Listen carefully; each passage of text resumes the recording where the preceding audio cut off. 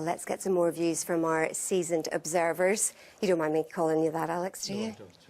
What did you make of it tonight? I thought it was very dull. I mean, there are long periods that was just the political equivalent of a general anaesthetic. It was so bad. No one was listening. Half the audience probably left. And this thing really irks me, this thing about all the parties going on about this, going back to the bad old days. They were the bad old days. All that jibber-jabber and whinge about whose fault it was, why something couldn't be done, that's what's putting people off. The young people back there, they're absolutely right. They weren't being engaged.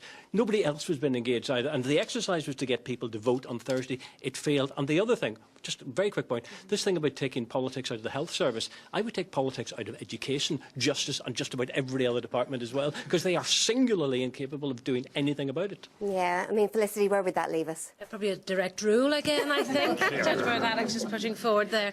Yeah, it was a sort of same old, and it became a sort of background noise rather than a constructive debate. So what is it? I mean, we've heard from everybody tonight on the things that they feel passionately about and that a lot of people feel passionately about. What is it that stops our politicians tackling those issues? Well, they know that they have to appeal to their core electorate, and I think that we talk about this thing, the dog whistle noise that a politician makes. It's when they say something that only their own supporters hear. It's a dog whistle. There was a lot of that going on, and I think much of our politics here in Northern Ireland is dog whistle. I have to say certain things because otherwise my core electorate won't vote for me, and that's all that really matters. But part of that is the electorate not voting. Well, that's the other side of it. I mean, if I had my way, it would be compulsory like Australia. That's the only way Northern Ireland will ever change, is people have to go out and vote. So please, anybody out there who's thinking of not voting, there are people all over the world dying, literally, for the chance to vote. Go and vote on Thursday. Brian Feeney, who were your winners and losers tonight in terms of performance? Well, I think by about 35 minutes in, most people in this room had stopped listening. The noise rose and everyone was talking to each other.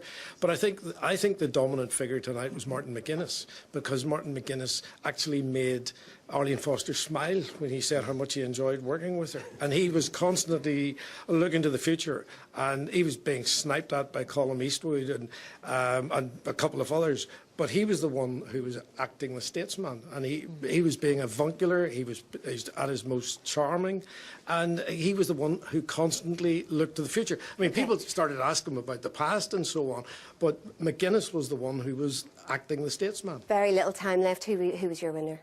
I don't think there was a winner. I think the main thing for all the parties, no one had a huge blow landed and no damage was done to anyone.